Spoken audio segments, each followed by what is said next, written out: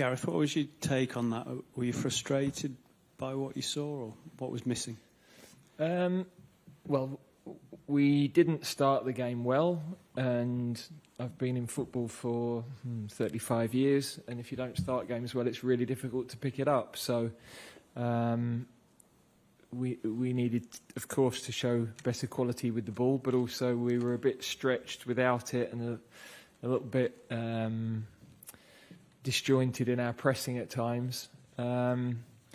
So we know not the level we would want to be at. We know not the level that we need to be at.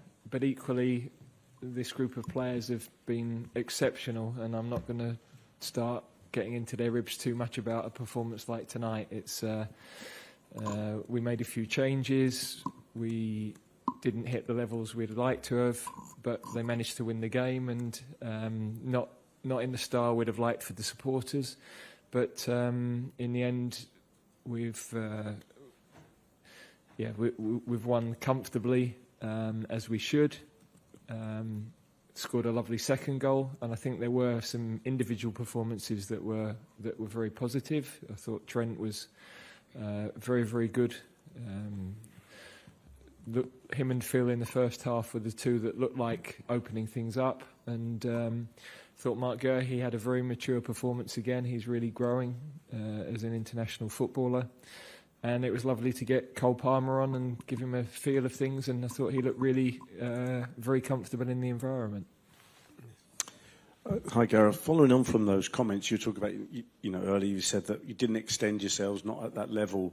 Just kind of moving forward, as you look towards the finals themselves, is it a danger, is it a worry that with everything kind of secured now, top spot, qualification, that doesn't happen again and you need to be kind of on that top level going into the finals? Is it a worry, and how do you counter that, please? No, it's not a worry, because I think sometimes when players have so many matches, they almost self-regulate. I've been a player.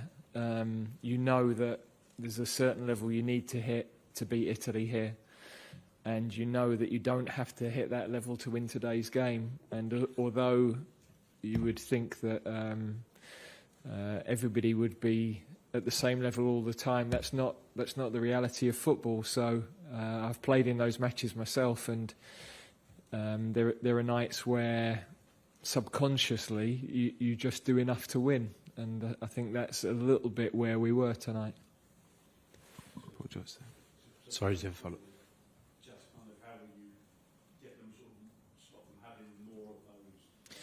Well, we wouldn't be able to play against in March, the teams we've got in March. We wouldn't get away with it, and the players just would have a different level of motivation. This week was always going to be difficult. We've already qualified. The players are in the middle of a load of matches. We're trying to look after a few physically with the team selection, so you're making changes that, had we needed to win tonight to qualify, might be different. So, the whole week has been a little bit like that. Couldn't really get the players on the pitch till Wednesday, and as a consequence, we were flat. And I accept that. That's where we were, but I'm not going to get into the players about that. I know why, and they've won another game of football. It could have been by more. I'm not quite sure why the third was disallowed, but there we are. Paul. Gareth, was Conor Gallagher taken off with an injury, or? No, I just wanted to change the shape a little bit. Fick was on a yellow. Wanted to get Phil in as a 10 a little bit more. I was very happy with how Phil was playing from that side, but I thought Bukayo could do that role as well. And we weren't really able to link down that left, and we were hoping Phil might drift out there a little bit to be able to give Marcus a release pass, and also to be able to open that side of the pitch up a little bit. And the atmosphere in Macedonia will be different to what you've had in home matches. Are you tempted to look at certain players in that atmosphere purely to see how they cope in a different environment? Or? Well, a lot of our decision making is physical as much as anything at the moment. So it's a strange thing. Probably if you've still got to qualify, there's a different focus on the games, and everybody's happy understands their players have got to play, and you're not subconsciously thinking about should we be pushing players out for another game. So we need to look at where we are after this game in terms of any knocks and bumps. We've got some fresh players to come in. We want to get the balance of the team right, and then assess whether there are certain things we want to see and learn from Monday night's game as well. Hi Gareth, what was your view on the yellow card for Harry in the first half, and also how you felt Jordan Henderson did? Did you feel he was up to speed tonight? I thought that I thought the yellow was a bit harsh. I thought there was definitely contact from the goalkeeper. I thought that was pretty clear. We were too stretched as a team, so I thought there was too much space for our midfield players to cover, and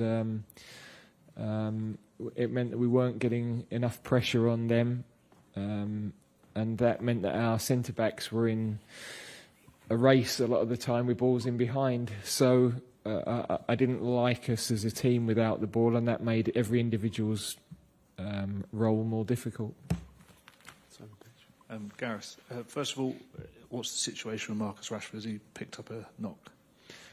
I think he's probably okay, but we just thought, given the nature of the collision, it was a chance to get Cole into the game, and I haven't assessed too much, but I think he was okay when he came off. And just following on from the question about North Macedonia, you're all but assured of the top seed now. You've said that subconsciously the players maybe have let the foot off the gas a tiny bit.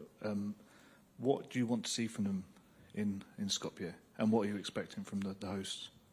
Well, we've had a really good calendar year, and we want to finish it well. Simple as that. We should be aiming to go, if we can, into the tournament unbeaten. We've got some tough games coming ahead, but I'm a bit loath to say that, because then you start looking for draws when you want to go and win matches as well. So I want to get the messaging right on that. But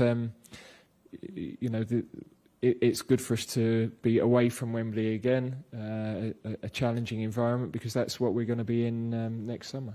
Last question. Gareth, we have seen Foden in two positions today, first on the right-hand side and then behind the striker. Where do you think he can provide more for the team? I think he can do either. I thought his quality in the wide position was really good.